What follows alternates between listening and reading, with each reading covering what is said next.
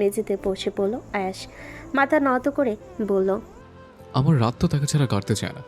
কীভাবে তাকে আমার ভালোবাসার সম্পর্কে জানাব? হৃদয়ে যার জন্য স্পন্দিত হলো সে এখন কোথায়? সেও কোথায় হারিয়ে গেছে? আমি ভালোবেসেছি তাকে, খুব চেয়েছি তাকে। তাকে কেউ বলো না আমার কি হয়েছে, তাকে কেউ বলো না সে হতে পারবে না। কিছুক্ষণ থেমে আবারও বলল, আমার সব সুখ নিয়ে ভালো থেকো, তোমার সব কষ্ট আমি নিব। শুধু তুমি ভালো থাকো আমার ফায়ারফ্লাই। একটা দীর্ঘশ্বাস ফেলে আয়েশের থেকে মুখ ফিরিয়ে নিজের কাজে মনোযোগ দিল ঋষভ। হিয়া 9 বছর থেকে আয়েশ ওর প্রতি দুর্বল। সেই দুর্বলতা একসময় তীব্র ভালোবাসায় পরিণত হয়, যার পরিণাম যে কি হবে ও জানে না। শুধু এইটুকু জানে, ঋদ্ধ বা রিধি এরা যদি কখনো আয়েশের সামনে পড়ে তাহলে জানিয়ে ফেলতে পারবে কিনা সন্দেহ। আয়েশ হিয়াকে ভুলে থাকার প্রয়াস করেছিল, কারণ ছিল হিয়ার খুশি। সে হিয়ার এই কষ্ট আয়াস ঠিকই মনে রাখবে। রাতের 12টা, রিনভি ওর রুমে আছে। আচমকা ওর ঘুম ভাঙল দরজা নক করার। ও ঘুমমাখা কণ্ঠে উঠে দরজা খুলে দেখল কেউ নেই।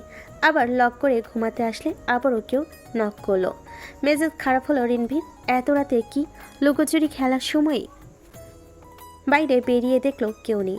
রাগে ঋষভের রুমে গেল, দেখলো ও রুমে নেই। এবারও স্পষ্ট ফিসফিস শুনতে পেল। চুপি চুপি ফিসফিসে আওয়াজের পিছু নিল। উদ্দেশ্য ধরতে পারলে মেন পয়েন্টে লাথি মারবে। এত রাতে ফাজলামি। ছাদের দিকে গেল রিনভি। চারপাশে অন্ধকার। এবার খানিকটা ভয় লাগলো ওর। এত রাতে এই ছাদে কে আসবে? ও ফিরে যেতেই আচমকা ওর মুখ চেপে ধরল কেউ একজন। রিনভি আওয়াজ করার আগে লাইট জ্বলে উঠল। সবে একসাথে চেঁচিয়ে উঠল, হ্যাপি বার্থডে রিন। সাথে সাথে ঋষভ ওর মুখ ছেড়ে দিয়ে জড়িয়ে ধরে বলল, happy birthday my little sister. খুশিতে রিনভির চোখ চকচক করে উঠল। এক এক করে সবাই ওকে জড়িয়ে ধরে বলল, হ্যাপি বার্থডে। রিকা এসে মেয়েকে নিয়ে গেলেন কেক কাটতে। চারপাশে ফেরি লাইট দিয়ে সাজানো একটা নীল কেক এনেছে। রিনভি কেক কেটে এক এক করে সবাইকে খাওয়ালো। রুয়াস একটা ডায়মন্ড পেন্ডেন্ট নেকলেস পরিয়ে দিল রিনভিকে। ওর এই নেকলেসটা খুব পছন্দ হয়েছে। রিনভি খুশিতে রুয়াসকে জড়িয়ে ধরল। রুয়াস রিনভিকে জড়িয়ে ধরে বলল, শুভ জন্মদিন মাই জেন্টালম্যান। আমার হওয়ার এক ধাপ এগিয়ে গেছো তুমি, কংগ্রাস। ফিসফিস করে বলল রিনভির কানে। রিনভি অনেকটা লজ্জা পেল, যেটা ঋষভের চোখে বাঁধল। চোখ মুখ কুচকে ঠোঁট চেপে ধরল। আর সেটা খেয়াল করে ওর কাছে এগিয়ে গিয়ে বলল, স্টপ ইয়ার, এভাবে তাকাস না। তাকাবো না? কি এমন বলছে যে রিন এত লজ্জা পাচ্ছে? ঋষভ ওদের দিকে তাকিয়ে বলল। আর শক্ত করে ঋষভের কাঁধ চেপে বলল, ওয়েট, আমি নাজকে কল দিয়ে জিজ্ঞেস করছি তোর কিছু কথাও কেন লজ্জা পায়? কেমন বলিস? সাথে সাথে চোখ ঘুরিয়ে ঋষভ আয়েশের দিকে তাকালো। চোখ ছোট ছোট করে বলল, ভালো হচ্ছে না কিন্তু ক্যাশ। মুচকি হেসে আয়েশ বলল, তাহলে ওদের পার্সোনাল মোমেন্টে তুই ঢুকিস না, সবার প্রাইভেসি আছে। ও আমার বোন হয়। চোখ ছোট ছোট করে বলল ঋষভ। আয়েশ বাঁকা হেসে পকেট থেকে ফোনটা বের করে কাউকে কল দিতে দিতে বলল, ওয়েট, আমি নাজের মাকে কল দিচ্ছি। সাথে সাথে ঋষভ ছুটে ফোন কেড়ে নিল ওর। আর শেষে ফেল ওর কাণ্ডে। ছাদে বসে আছে হিয়ারা। বড়রা সবাই নিচে চলে গেছে। ওরা সবাই আজকে সানরাইজ দেখবে। সবাই গোল হয়ে বসে আছে। রুয়েশ নিচে থেকে গিটার আর একটা কাচের বোতল আনলো। ও বসলো রিনভির গা ঘেঁষে। সাথে সাথে শুরু হলো হইচই। ট্রুথ নাকি ডেয়ার খেলবে সেটা নিয়ে। শেষমেশ সিদ্ধান্ত হলো আজ সব ডেয়ার হবে। আশবাদে সবাই রাজি হলো। ও কোনো গেম খেলবে না। হিয়া বলল, কি প্রবলেম অ্যাশ? এত কুমিরের মতো শক্তি নিয়ে ভয় পাও? আশ তীক্ষ্ণ চোখে তাকালো হিয়ার দিকে। রিনভি বলল, প্লিজ ব্রাদার, না করো না, আমি বলছি। আয়েশ এবার আর কিছু বলল না। হিয়া মিটিমিটি হাসছে। আয়েশ যে কেন বসেছে ও জানে। ওর কথাগুলো জায়গায় লেগেছে। বোতল ঘোরানো শুরু হলো। প্রথমবারই আয়েশের কাছে গেল। হিয়া হইচই ফেলে বলল ও ডিয়ার দেবে। তুমি একটা গান করো অ্যাশ। ঋষভ রুয়াস দুজনেই বোতল রেডি করলো আবার ঘোরানোর জন্য। আয়েশ কোনোভাবে গান গাইবে না, ওরা জানে। হঠাৎ ওদের অবাক করে দিয়ে আয়েশ পাশ থেকে গিটার তুলে নিল। টুংটাং আওয়াজে সুর তুলল। নিজের গম্ভীর ভারী কণ্ঠে গাওয়া শুরু করলো। Firefly, I fell in love next to you. Burning fires in this room. It just feels light and smooth, like my feet in my shoes. Rishabh রুয়াস অবাক হয়ে আয়েশের গান শুনতে লাগলো। কত বছর, 6.5 বছর পর আয়েশ গান গাইছে। একসময় আয়েশ খুব ভালো গান গাইতো, কিন্তু সময়ের সাথে সাথে ছেড়ে দিল। হাজারো বলার পরও কখনো গান গায়নি। কারণটা রুয়াসের অজানা, কিন্তু ঋষভ ঠিকই জানে। ও হেসে আয়েশের গান শুনতে লাগলো, আর রুয়াস ফোন বের করে ভিডিও করলো। ও পরে ওর মম ড্যাডকে সেন্ড করবে, তার খুব খুশি হবে। Little one, lie with me. Save your heart to my sleeve. We'll stay quiet underneath shooting stars. If it helps you sleep, and hold me tight. Don't let me breathe. Feeling like you won't believe. There's a firefly loose tonight.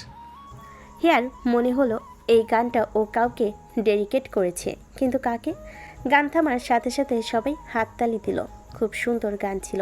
হিয়া না পেরেই বলেই দিল, তুমি গানটা কি কাউকে dedicate করেছিলে? আয়েশের ছোট্ট বলা কথার সাথে সাথে ও জাতীয় আওয়াজ করলো, রুয়াস রিনভিরা। হিয়া বলল, সে কে? আমরা চিনি, নাম বলো অ্যাশ। আয়েশ আর কিছু বলল না। হিয়া বারবার জিজ্ঞেস করছে, যেন নাম না শুনলে হবে না। বাধ্য হয়ে আয়েশ বলল, Firefly? হোয়াট? ভূমি একটা ফায়ারফ্লাইকে ডেডিকেট করেছো? আয়েশ আর কিছু বলল না। হিয়ার মাথায় হাত দিল। এই ছেলে কিনা একটা জোনাকি পোকাকে সং ডেডিকেট করেছে। ও আর সময় নষ্ট করলো না, বোতল ঘোরাতে লাগলো। হিয়া এতটাই বোতল ঘোরানোই মগ্ন থাকলো যে কেউ ওর দিকে তাকিয়ে আছে সেটা খেয়ালই করলো না। আজ এক দৃষ্টিতে তাকিয়ে থাকলো হিয়ার দিকে, তাকে এমনভাবে বলল যেটা ও ছাড়া কেউ শুনতে পাবে না। ও বলল, You are my firefly. In the silence of the night, your glow shows me the way, turning my darkness into light. আয়াস গাড়ি বের করেছে, রিনভিতে নিয়ে ঘুরতে যাবে। ঋষভ আজ সকালে নিউ ইয়র্ক গেছে, কারণ ও কাউকেই বলেনি। ও নাকি কোনো ফ্রেন্ড অসুস্থ, তাকেই দেখতে গেছে। গাড়ির ভেতরে বসে আছে সবাই। আচমকা হিয়া চিৎকার করে গাড়ি থামাতে বলল। ওর কথার সাথে সাথে গাড়ি ব্রেক কষল আয়াস। কী কারণে এমন চেঁচালো সেটা জিজ্ঞেস করার আগেই হিয়া গাড়ি থেকে নেমে গেল। আচমকা এমন হয় পরপর ওরা সবাই বের হলো। সাথে সাথে দেখে আয়াস রেখে শ্বাস নিতে লাগলো। রুয়াস মাথায় হাত চেপে ধরল। রিনবি হিয়ার পেছন পেছন গেল। হিয়া কটন ক্যান্ডি কিনছে। ও অনেকগুলো কটন ক্যান্ডি নিয়ে এগিয়ে আসলে রুয়াস বিরক্ত হয়ে বলল, উফ হার্ট, তুমি এখনো বাচ্চায় থেকে গেলে। বিনিময়ে হিয়া শুধুই ইনোসেন্ট একটা হাসি দিল, যার দরুন আয়াস আর কিছুই বলতে পারল না। একটা ক্যাফে থেকে ওরা সবাই বের হলো। রিনভিকে নিয়ে রুয়াস একটা ফ্রেন্ডের সাথে মিট করতে গেল। হিয়াকে রেখে গেল আয়েশের কাছে। হিয়া আয়েশের পাশে হাঁটতে লাগলো। আয়েশ ফোনে কথা বলছে। হিয়া ওর দিকে তাকিয়ে বলল, তুমি আজকাল খুব বিজি থাকো। আয়েশ ফোনে কথা বলা শেষ করে বলল, ড্যাড 2টা ব্রাঞ্চ ওপেন করবে, ওটারই কাজ চলছে। হিয়া অবাক হয়ে বলল, সিরিয়াসলি? ওহ, এটা তো অনেক খুশির নিউজ। কোথায় ওপেন করবে? একটা নিউ ইয়র্ক আর একটা ফ্লোরিডায়। বলে উঠল আয়াস। ওরা রাস্তার পাশ ধরে যাচ্ছিল গাড়ির দিকে। আয়াস অনেকটা দূরে যেয়ে দেখলো হিয়া ওর পাশে নেই। ও পেছন ফিরে দেখলো হিয়া কিছু একটা দেখছে। আয়াস ওর কাছে গেল, যে দেখলো হিয়া একটা কাপলকে দেখছে। হিয়ার চোখে পানি চিকচিক করছে। আয়াস ভোর কুচকে বলল, কি হয়েছে? হিয়া নাক টেনে সামনে গেল। আয়াস ওর পাশে যেয়ে বলল, কাঁদছো কেন? কি হয়েছে? এখানে একটা কাপল ফানুস উড়াচ্ছিল। হিয়া বলল। আয়াস ভোর কুচকে বলল, তো কি হয়েছে? ওরাতেই পারে, স্বাভাবিক। আমি প্রত্যেক নিউ ইয়ারের ঈদের সাথে ফানুস উড়াতাম আর দোয়া করতাম ও যেন আমার হয়ে থাকে। সম্পূর্ণ শেষ করার আগেই আয়াস রেগে বলল, আমার চোখের সামনে থেকে এখনই চলে যাও, গেট লস্ট। আচমকা হিয়া ওর রাগের কারণ বুঝতে পারল না। ও জিজ্ঞাসা করলো, তুমি এভাবে রেগে কেন আছো? চলে যাও। বলে হিয়াকে রেখে হাঁটা দিল আয়াস। হিয়া দ্রুত হেঁটে ওর পেছন পেছন যেতে যেতে বলল, অ্যাশ, হয়েছেটা কি সেটা তো বললে না। আমি বাধ্য নই তোমার প্রশ্নের উত্তর দিতে। আয়াসের কথাই হিয়া যে ওর হাত ধরে বলল, সমস্যা কি তোমার? এমন কেন করছো? হিয়ার হাত চারা মেরে আয়াস বলল, সমস্যা তো তোমার, কতটা নিচে নেমে গেছো বুঝছো তুমি? যে চিট করেছি তোমাকে তার কথা মনে করে এত কান্না কোত্থেকে আসে তোমার? হ্যাঁ, এত কষ্ট আসে কোত্থেকে? ওরা তো দিব্যি হ্যাপি আছে। কই, তোমার কথা মনে করো তো তারা কষ্ট পায় না? তোমাকে এইভাবে ধোকা দিয়ে বাচ্চা বধ করতে যাচ্ছে, তার জন্য তুমি হসপিটালে বেডে শুয়ে তার জন্য ছটফট করছো। স্টুবিটা তোমার জন্য এতটুকু অনুতপ্ত হয় না, আর তুমি কান্নাকাটি করে দম আটকে অসুস্থ হয়ে পড়ছো। দেখো দেখো নিজেকে, কার জন্য কষ্ট পাচ্ছ? নিজের অনুভূতিগুলোকে এত সস্তা করে দিচ্ছ কেন তুমি? প্রত্যেকটা সময় ওই ছেলেটার জন্য এত কিসের কষ্ট তোমার? 2 বছর প্রেম করলো, তার ভেতরে বিয়ে করেছে, আবার বাচ্চা হচ্ছে, সে লাইফে মুভ অন করে দিব্যি খুশি আছে, আর তুমি তার জন্য এখনো কাঁদছ? মানে কিভাবে? হাও? চিৎকার করে একাধারে বলল আয়াস। আশেপাশে সবাই তাকিয়ে আছে ওদের দিকে। হিয়া খুব অপমানিত বোধ করলো। ও আয়াসকে তাকিয়ে বলল, তোমার সেন্স নেই? কি বলছো নিজেও জানো না? তোমার থেকে বেটার সেন্স আছে। আয়াস জোরে শ্বাস ফেলে রাগ নিয়ন্ত্রণ করার চেষ্টা করলো। হিয়া ওকে আবারও থামিয়ে বলল, অ্যাশ, সবাই তাকিয়ে আছে। Who even said I give a damn? I don't care at all. Here খুব খারাপ লাগলো ওর কথাই। খুব কান্না পাচ্ছে ওর। আয়াস কখনো এভাবে কথা বলেনি ওর সাথে। ও সুসিক্ত চোখে আয়াসের দিকে তাকালো। আর সে চোখের পানি দেখে আরও বলল, এত চোখের পানি কোত্থেকে আসে তোমার? খবরদার, আমার সামনে একদম কাঁদবে না। আমার সামনে থেকে চলে যাও, গেট আউট। বলে আয়াস হিয়াকে রেখে গাড়িতে উঠে বসলো। হিয়ার আগে অপমানে উল্টো পথে হেঁটে চলে গেল। প্রায় 15 মিনিটের বেশি হয়ে গেছে। আয়াসেরও রাগ কমেছে। ও হিয়াকে নিতে আসলো। গাড়ি থেকে নেমে আশেপাশে দেখতে লাগলো। কিছু মিনিট খুঁজে ফোন লাগালো হিয়ার নম্বরে। ফোন করলে ওর পকেটে হিয়ার ফোন বেজে উঠল। সাথে সাথে মনে পড়লো হিয়া ওর কাছে ফোন রাখতে দিয়েছিল।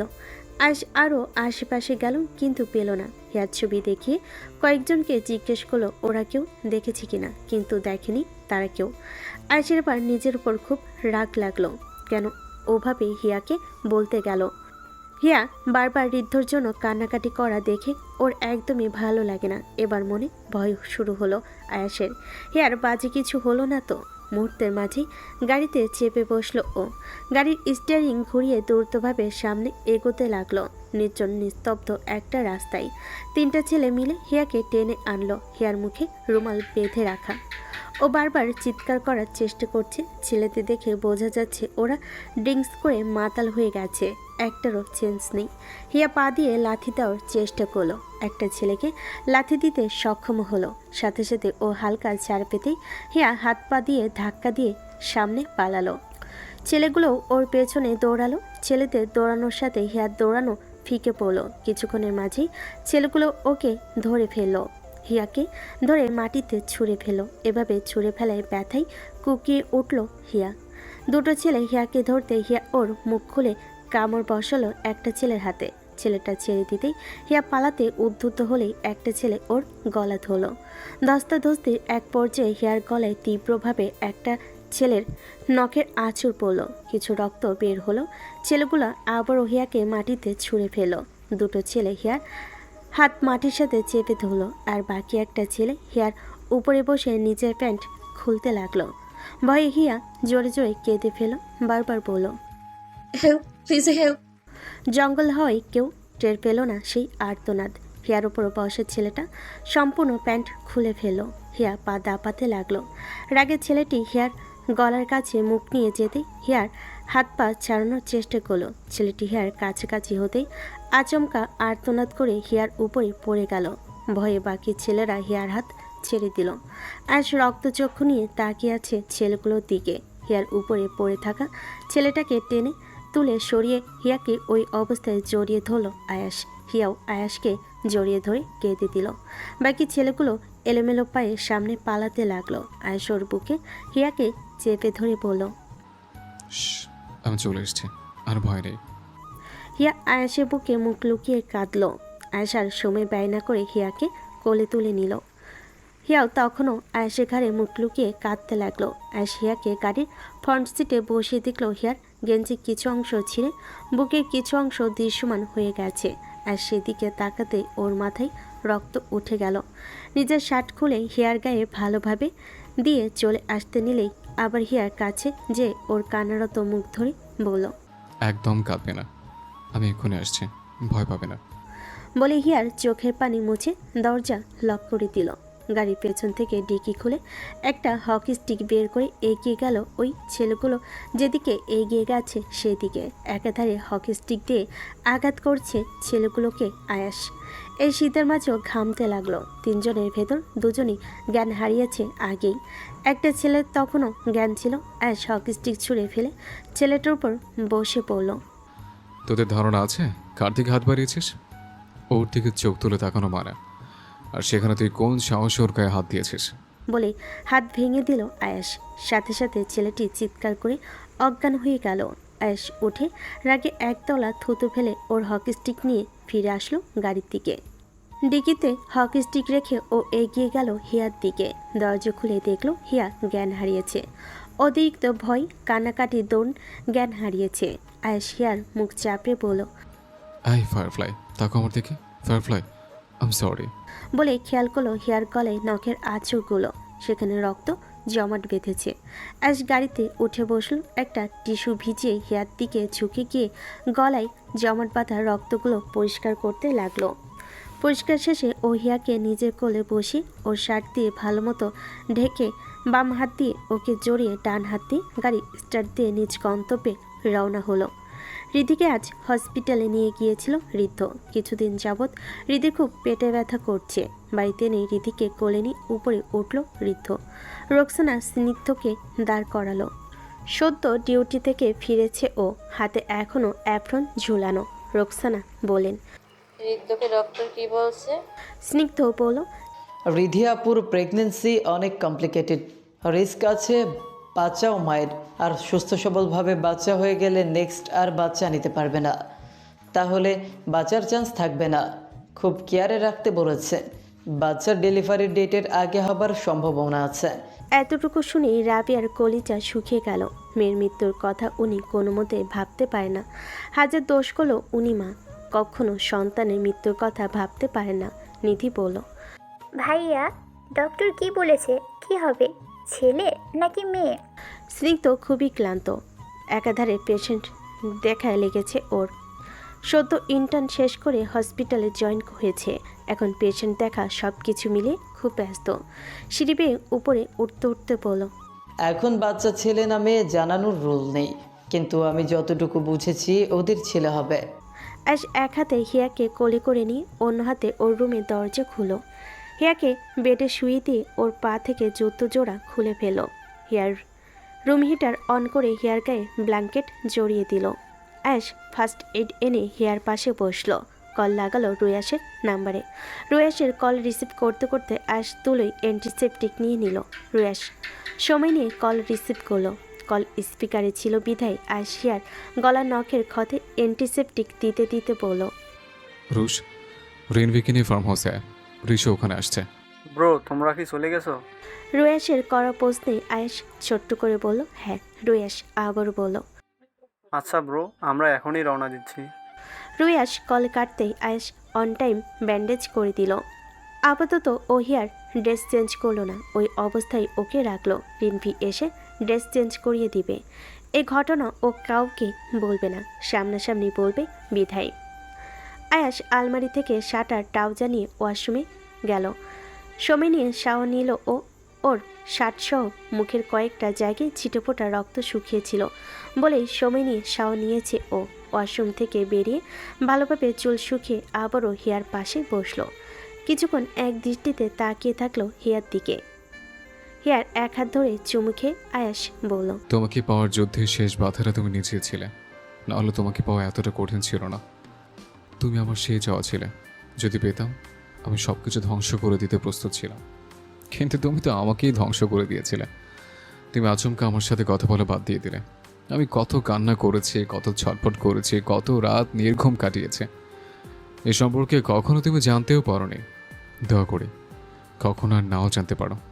কাউকে ভালোবাসলে মানুষ তার মায়া পারে না, মায়া যদি পড়ে তাহলে তাকে ভালোবাসতেই হয়। তুমি জানতেই পারো না তোমায় কত ভালোবেসেছি। ও, তুমি জানতেই পারো না তোমায় কত ভালোবেসেছি।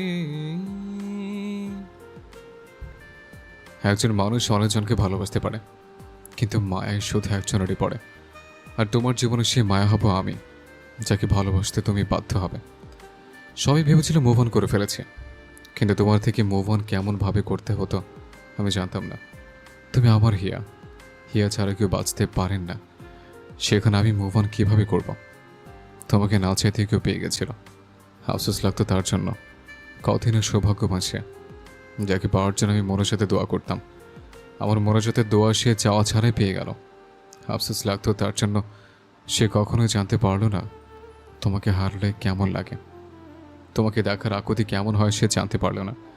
সে জানতে পারলো না তোমাকে হারিয়ে দুনিয়া কেমন ফাঁকা হয়ে যায়। সে তোমাকে তো পেয়েছিল, কিন্তু তোমাকে হারানোর বেদনা পেয়েছিল না। তোমাকে হারানোর পর কোনো কষ্টে আমার আর গায়ে লাগেনি, পাথর হয়েছে আমি। সে তোমাকে পেয়ে আমার মতো পাথর হতে পারলো না, এখন আফসোস লাগে তার জন্য। সে পেয়েও কত অনায়াসে হারিয়ে ফেললো তোমাকে, বুঝলো না তোমাকে হারালে কেমন লাগে। আমার আফসোস হয় তার জন্য, না চাইতেই তোমার চোখের অশ্রু শুধু তার জন্য ঝরে। এতটুকু বলেই আয়াস হিয়ার দিকে ঝুঁকে কপালে অনেকক্ষণ সময় নিয়ে দীর্ঘ একটা চুমু খেলো, যেন কতকাল পিপাসু ছিল ও।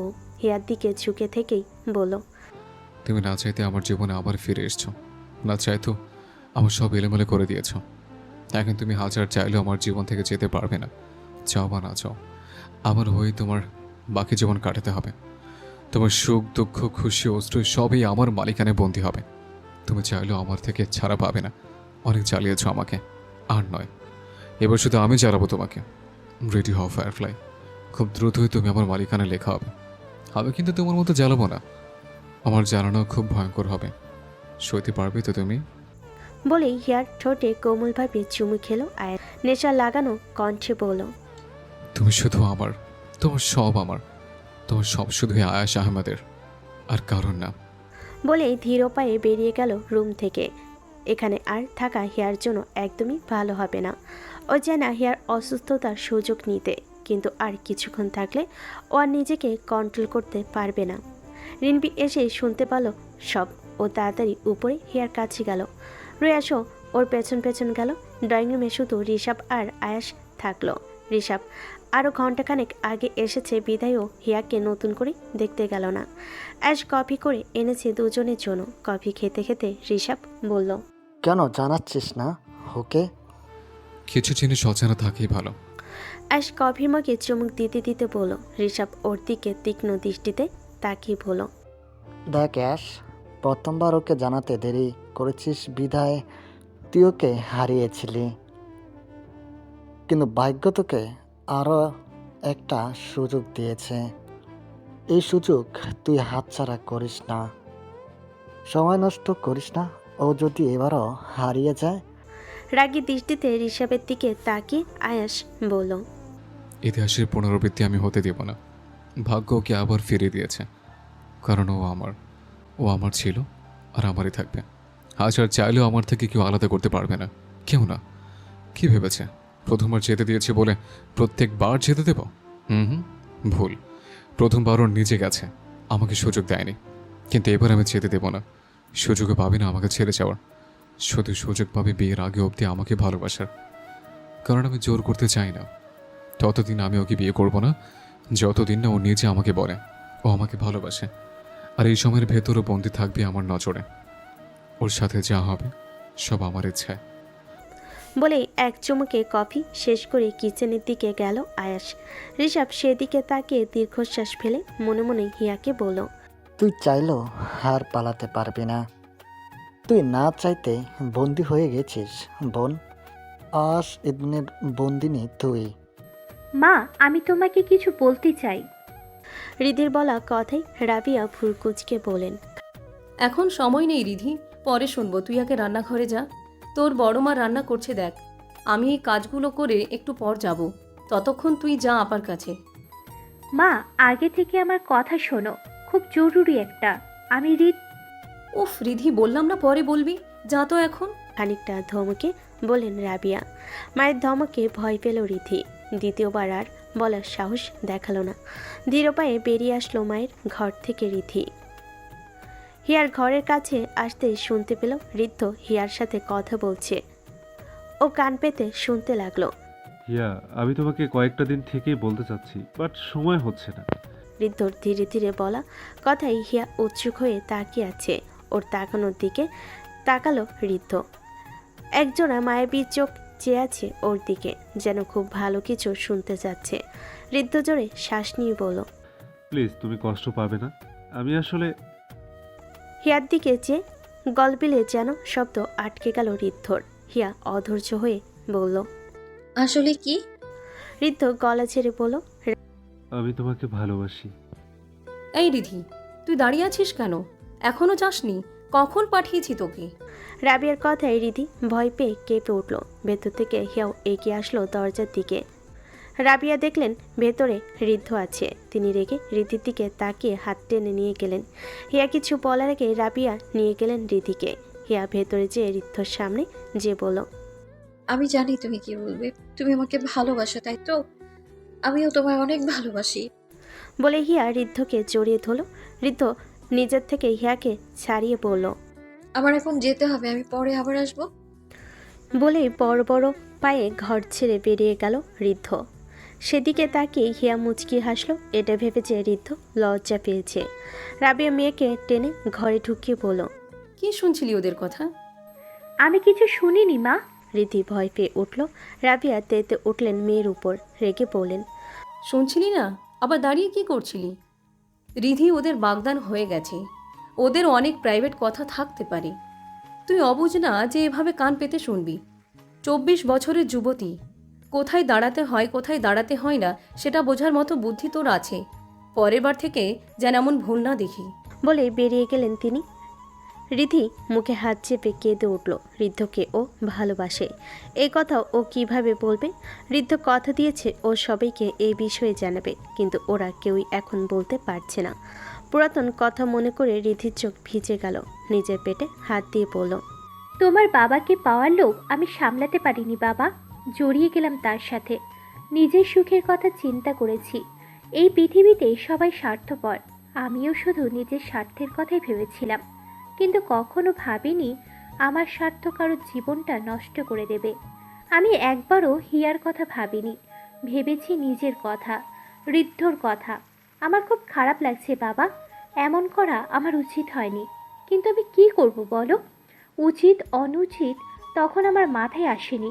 পাগল হয়ে গিয়েছিলাম আমি ঋদ্ধর জন্য। কিছু ভাবিনি আমি, কিচ্ছু না। বলেই হু হু করে কেঁদে উঠল রিধি।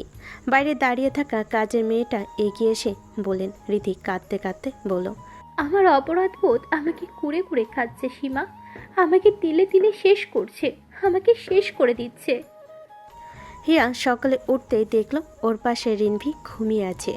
নিজের দিকে তাকাতে দেখলো ওর পরনে ওভারসাইজ একটা শার্ট রয়েছে। উঠে বসতে ব্যথায় কুকিয়ে উঠল হিয়া।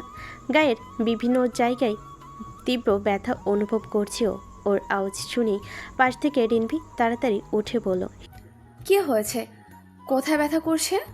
হিয়া ওকে আশ্বস্ত করে বোঝালো, কোথাও না। রিনভি উঠে ওকে ধরে বলল, শুধু মিথ্যা কথা? তুই জানিস না তুই মিথ্যা বলতে পারিস না? হিয়া উঠে বলল, আমি মিথ্যে বলিনি রিন। রেগে রিনভি বলল, চুপ কর হারামি, তোর কি দরকার ছিল কাল একা বেরোনোর? হিয়া চুপ করে রইল। আসলে কাল এমন করা উচিত হয়নি। নিচে যে একটু আয়েশার কাছে ক্ষমা চাইতে হবে। আয়েশা রেডি হয়ে বসে আছে। হিয়ারা আসলেই বের হবে। এখানে কোনো খাবার নেই কফি ছাড়া। আপাতত ওরা সেটাই 1 কাপ করে খেয়েছে। হিয়ার হাঁটুর ওপর অবধি আয়েশার শার্ট, এতটা লং শার্ট, হাতা গুটিয়ে কোনোই অবধি করে দিয়েছে রিনভি। রিনভিকে ধরে নিচে নামালো হিয়া। ঋষভ ওকে আসতে দেখে এগিয়ে যেয়ে ধরল ওকে। সোফায় বসে বলল, শরীর খারাপ লাগছে খুব। হিয়া উপনিস মাথা নাড়িয়ে না জানালো। আয়েশ তখন সবাইকে তাগাদে দিল দ্রুত যেতে। আয়েশ যেতে নিলে হিয়া বলল, অ্যাশ, কালকের জন্য সরি। আয়েশ বিপরীতে কোনো কথা বলল না। হিয়া উঠে বলল, তুমি কি রেগে আছো Ash? I'm sorry Ash, please রেগে থেকো না। যখন জানতে পারে যে ছেলেটি চিট করেছে, তখন তার বিরুদ্ধে কষ্ট বিচার না দিয়ে তার কাছ থেকে সরে আসতে হয়। তাহলে এরপর থেকে ছেলেটি আর চিট করার সাহস পায় না। আর সব জানার পরও যে মেয়েগুলো তাদের বিরহের কষ্ট পায় তারা আসলে পরে নিজ ইচ্ছায় নিজ দোষে চিট হয়। সেখানে ছেলেদের কোনো দোষ থাকে না। একপাক্ষিক ভালোবাসার থেকে দুনিয়ার সুন্দর আর কিছুই নেই। আবার এই একপাক্ষিক ভালোবাসার থেকে কষ্টেরও আর কিছু নেই। তুমি ভালোবেসে এমন একটা মানুষের জন্য কষ্ট পাচ্ছ যাকে তুমি কখনো পাবে না। শূন্য কারোর হয়ে গেছে, তুমি জানো সে চলে গেছে আর ফিরবে না। তার জন্য কষ্ট পাওয়া কোনো বোকামির থেকে কম নয়। বলে হিয়া বা কারোর কথা শোনার প্রয়োজন বোধ না করেই বেরিয়ে গেল আয়াস। সে যাওয়ার পানে হিয়া করুণ চোখে তাকালো। আয়াসের কথা রিনবিরুয়েশ কিছু বুঝলো না। ওরা কাল রাতের অর্ধেক ঘটনা জানে, বাকি অর্ধেক আয়াস ওদের বলেনি। হিয়ার কথাগুলো খুব খারাপ লাগলো। আয়াস সত্যি বলেছে বলে হয়তো ও এত কষ্ট হচ্ছে। ঋষভ এগিয়ে বলল, ও রাগ করেছে, তাই এমন বলেছে। আর তুই ওই ছেলেটার জন্য কষ্ট পাস না, যে তোর কখনোই ছিলই না। তার বিরহে এভাবে কষ্ট পাওয়া সাজে না। বলে ঋষভ ওকে কোলে নিয়ে নিল। গাড়ির দিকে এগিয়ে গেল সবাই। হিয়াকে ঋষভ বসিয়ে ও আগে যেয়ে বসলো। গাড়িতে কেউ কোনো কথা বলল না। হিয়া বাইরে তাকিয়ে মনে মনে বলল, আমি আমার সবটা দিয়ে তোমায় ভালোবেসেছি ঋদ্ধ, কিন্তু হায় আফসোস, তুমি আমার সেই ভালোবাসা দেখলে না তোমার প্রতি আমার এক আকাশ পরিমাণ মুগ্ধতা। একটা দীর্ঘশ্বাস ফেলে হিয়া এক এক করে গাড়ির সবার দিকে তাকিয়ে আবার বাইরের দিকে তাকিয়ে মনে মনে বলল, ঋদ্ধ, আমি তোমাকে ভুলে যাচ্ছি, এর চেয়ে দুঃসংবাদ দুনিয়াতে আর নেই। আমি জানি আমার না ফেরাতে তোমার কিছুই যায় আসে না, আহামরি কিছুই হয়তো হবে না। সত্যিকারের ভালোবাসার দাম এই পৃথিবী কখনোই দিতে পারেনি। আজ এই মুহূর্তে আমি হিয়া ভুলে গেলাম তোমায়। তুমি নামক কোনো বৃদ্ধ আমার জীবনে ছিল, সেটা ভুলে গেলাম আমি বেছে নিলাম নিজের খুশি। অনেক তো কাঁদলাম অন্যের জন্য, এবার থেকে না হয় নিজের জন্য কাঁদবো, তবুও অন্যের জন্য কাঁদবো না, কথা দিলাম। আজ প্রায় 1.5 মাস হলো অ্যাশ লস এঞ্জেলস ছেড়ে নিউ ইয়র্কে রয়েছে। ওখানে ওদের রেস্টুরেন্ট ওপেন করেছে। হিয়ার সাথে এই 1.5 মাসে অ্যাশ একবারও যোগাযোগ করেনি। কেন জানি হিয়ার খুব কষ্ট লাগছে। অ্যাশ যোগাযোগ না করাই খুব খারাপ লাগছে। সবসময় প্রায়োরিটিতে থাকাই হঠাৎ এমন করেছে বলে হয়তো ওর খারাপ লাগছে। অনেকবার কল করে সেদিনের জন্য ক্ষমা চেয়েছে, কিন্তু অ্যাশ কথা বলেনি। এত কিসের রাগ ওর? হিয়া রেডি হয়ে হিয়া সবেমাত্র বেরিয়েছে, উদ্দেশ্য ভার্সিটি যাবে। রিনভির ভার্সিটিতেই ওর ট্রান্সফার হয়েছে। নিচে নামতেই হিমা মেয়েকে থামিয়ে বললেন, হিয়া কোথায় যাচ্ছ এখন? আর একটু পরে বের হব, এখন কোথায় যাচ্ছ? মায়ের কথাই হিয়া বুঝতে পারল না। হিমাকে বলল, কোথায় বের হবা মা? হিমা মেয়ের কথাই অবাক হয়ে বলেন, তুমি জানো না? না তো। হিয়াও অবাক হয়ে বলল। হিমা মেয়ের কাছে যে বলেন, আমরা তো নিউ ইয়র্ক যাব, তোমার আরিশ আঙ্কেল ইনভাইট করেছে, আজ রাতে অনুষ্ঠান আছে। ও। হিয়া ছোট্ট করে উত্তর দিল। হিমা মেয়ের মাথায় হাত দিয়ে বলল, আশ আমাকে বলেছিল ও জানিয়ে দেবে তোমাকে, হয়তো বলতে ভুলে গেছে। এবার অনেক খারাপ লাগলো হিয়ার। মুখ ফুলিয়ে উপরে চলে গেল। হিমা মেয়ের যাওয়ার পানে চেয়ে হাসলেন। বহুতল ভবনে 15 তলার একটি অ্যাপার্টমেন্টে আছে আয়াস। নিউ ইয়র্কে থাকার সুবাদে এই অ্যাপার্টমেন্ট কেনা হয়েছে। ধূসর রঙের বিছানায় শুয়ে আছে আয়াস, হাতে মোবাইল ফোন।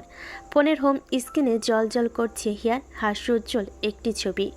সেদিকে এক দৃষ্টিতে তাকিয়ে আয়াস বলল, ফায়ারফ্লাই, শুনলাম তুমি নাকি আমায় মিস করছো, সত্যি নাকি? বলে বেড থেকে নেমে আসলো আয়াস। বেডে ফোন রেখে বারান্দায় গেল ও। মেঘজমা আকাশ পানে তাকিয়ে বলল, মাত্র তো 1.5 মাস, আমি যে তোমাকে 6 বছর মিস করেছি। ভাবিনি তুমি আমার তাকদিরে আবার ফিরবে, কিন্তু এই তাকদির যখন তোমাকে আবার আমায় ফিরিয়ে দিয়েছে, তখন আমি আর ছাড়বো না তোমায়। সবে তো মাত্র শুরু, এখন অনেক মিস করা বাকি তোমার। বলেছিলাম আমি জ্বালাটা সহ্য করতে পারবে না। বলে গুনগুনিয়ে গান শুরু করলো নিজের ভারী কণ্ঠে। ফিরলে আয়া দিল मजबूर क्या कीजिए रास न आया रह न दूर क्या कीजिए दिल कह रहा उसे मुकम्मल कर भी आओ वो जो अधूरी सी बात बाकी है, वो जो अधूरी सी याद बाकी है, वो जो अधूरी सी बात बाकी है। এয়ারপোর্টে দাঁড়িয়ে আছে হিয়ারা। রুয়েশার ওর বাবা মা আগে চলে গেছে অনুষ্ঠানের কাজ তাদের দেখতে হবে বিধায় আরও 5 দিন আগে নিউ ইয়র্ক গেছে ওরা। হিয়া ঋষভ ওর পাশেই হাঁটছে, রিনভি ওর মায়ের পাশে। আচমকা হিয়ার ফোন বেজে উঠল। নম্বর দেখে ভুরু কুচকে তাকালো। এটা তো বাংলাদেশি নাম্বার, কি কল দিবে ভাবতে হিয়ার মুখে হাসি ফুটে উঠল। মেজমা হয়তো ফোন দিয়েছে ভেবে কল রিসিভ করলো হিয়া। কিছু বলার আগেই ও পাশ থেকে বলে উঠল, আমাদের মাফ করে দাও হিয়া, মাফ করে দাও। দীর্ঘ 6.5 মাস পর এই কণ্ঠ শুনে কিছুক্ষণের জন্য হার্টবিট মিস হয়ে গেল হিয়ার। ছেড়ে যাওনি তুমি আমাকে, ভেঙে চুরমার করে দিয়ে গিয়েছো। আমি কখনো তোমাকে ক্ষমা করব না, কখনো না। ধোকা দিয়েছো আমায় তুমি, ক্ষমা করব না আমি কখনো তোমাদের। দম বন্ধ হয়ে যাওয়ার মতো অবস্থা করেছো আমার। তোমরা না দেখলেও উপরের আল্লাহ দেখেছে কি ভয়ঙ্কর দিন রাত পার করেছি আমি। ধ্বংস হও তোমরা, যেই সুখ খুঁজতে আমাকে ধোকা দিয়েছো তোমরা, সেই সুখ যেন আল্লাহ তোমাদের নসিবে না রাখে। হিয়ার বলা কঠিন কণ্ঠে ঋদ্ধ হৃদয়ে ঝড় উঠল। এতটা কঠিনভাবে ও শুরুতে বলেনি। ঋষভ এসে ফোন কেড়ে নিল হিয়ার হাত থেকে, রাগে চেঁচিয়ে বলল, ব্লাডি ফুল, তোর সাহস হয় কি করে ওকে কল দেওয়ার? একটুও ভয় নেই? কি কারণে ফোন দিয়েছিস? ও ভালো আছে, শান্তিতে আছে, সুখ লাগছে না? না না, ওকেও চাস আবার হিয়াকেও চাস, লজ্জা লাগে না তোর? হিসাবে এমন চিৎকার করে সবাই তাকিয়ে আছে ওর দিকে। হিয়া কঠিন হয়ে দাঁড়িয়ে আছে। কতটা নিকৃষ্ট না হলে ও আবার ফোন দেয়? রাশেদ হিমা এসে জিজ্ঞাসা করতে ঋষভ গালি দিয়ে বলল, ঋদ্ধ কল করেছে। রাশেদ সাথে সাথে ফোন নিয়ে হুঙ্কার ছেড়ে বললেন, এই বেয়াদব, সাহস কি করে হয় তোর? আমার মেয়েকে আবার ফোন কেন করছিস? কেন? আর একবার আমার মেয়ের সাথে যোগাযোগ করার চেষ্টা যদি তুই করিস, আল্লাহর কসম তোর বাচ্চা জন্মানোর আগেই এতিম হবে। বলেই ফোন কেটে দিলেন তিনি। সাথে সাথে আবার রশিদের ফোনে কল করলেন তিনি। এতদিন পর ভাইয়ের কল পেয়ে খুশিতে কিছু বলার আগে রাশেদ চেঁচিয়ে বললেন, নিজের ছেলেকে সাবধান করো রশিদ, খবরদার যেন আমার মেয়ের সাথে কথা না বলে, যোগাযোগ না করে। জানে মেরে ফেলবো, খুন করব আমি তোমাদের সন্তানদের। দূরে থাকতে বলো আমার মেয়ের থেকে। বলেই ফোন কেটে দিলেন রাশেদ। রাগে তার সর্বাঙ্গ জ্বলছে। হারুন মাহমুদ এসে শান্ত হয়ে বললেন। রাশেদ আরও রেগে পড়ল, বাবা আপনি বুঝতে পারছেন আমার মেয়ের জীবন নষ্ট করে আবার কেন যোগাযোগ করতে চাইছে ও? কী কারণ? এর 6.5 বছর কোথায় ছিল? রাতের প্রহরটা যেন এক অদ্ভুত মায়াজাল। অগণিত আকাশচুম্বী ভবনে ভিড়ে নিউ ইয়র্কের যেন নিদ্রাহীন নগরী। টাইমস স্কোয়ারের ঝলমলে আলোয় শহরটা সবসময় জেগে থাকে, ঠিক যেন তারারাও মাটিতে নেমে এসেছে। সেন্ট্রাল পার্কের নিস্তব্ধ সবুজের মাঝেও যেন কোলাহলের ছায়া লুকিয়ে থাকে। মানুষ এখানে ছুটে আসে অনবরত, কেউ স্বপ্নের খোঁজে, কেউ জীবনের হিসেব মিলাতে। সাবওয়ের ভিড় থেকে শুরু করে ব্রুকলিন ব্রিজের বাতাস, প্রতিটি কোণায় নিউ ইয়র্ক যেন এক রঙিন ক্যানভাস, যেখানে সবার গল্প একসাথে মিশে যায়। এই শহরকে বলে সিটি অফ ড্রিমস, যেখানে হাজার মানুষ প্রতিদিন নতুন স্বপ্ন বুনে, আর রাত নামলেই স্বপ্নগুলো মিশে যায় আলো আধারের কোলাজে। মুনলিট উইসপার্সের খুব বড় একটা ব্রাঞ্চ ওপেন করেছে নিউ ইয়র্কে। প্রায় 18 তলা বিশিষ্ট একটি রেস্টুরেন্টে 5 স্টার হোটেল তৈরি করেছে। আজ তার গ্র্যান্ড ওপেনিং। আজ মূলত এই কাজের জন্য নিউ ইয়র্ক আছে। ফ্লোরিডার ব্রাঞ্চটা আরও মাস চারেক পর ওপেন হবে। এখন ও কাজ শেষ হয়নি। মুনলিট উইসপার্সের বাইরেরটা কাচের তৈরি, ভেতর থেকে খুব স্পষ্ট দেখা যায় সব। মুনলিট উইসপার্সর 14 তলায় ভিআইপি অডিটোরিয়ামের অনুষ্ঠিত হচ্ছে আজকের ফাংশন। হিয়ার পরনে একটি বল গাউন সাদা রঙের, রিনভিও সাদা ফ্লাপার গাউন পরেছে। এক এক করে সবাই ভেতরে ঢুকলো। হিয়া ভেতরে ঢুকতেই গোলাপি চুলের অধিকারী ক্যাথলিনকে দেখতে পেল। অনেকগুলো সাদা চামড়ার অধিকারী মেয়ে ও ছেলেদের সাথে দাঁড়িয়ে আছে। হিয়া রিনভিকে নিয়ে গেল সেদিকেই। ওর জানা দরকার ওর জন্য কে পরিবর্তন হয়েছে। ওদের পেছন পেছন ঋষাবও রুয়াসও গেল। রুয়াস যে আগে রিনভিকে জড়িয়ে ধরে গালে চুমু খেয়ে বলল, চলো বিয়ে করে ফেলি, তোমাকে খুব সুন্দর লাগছে।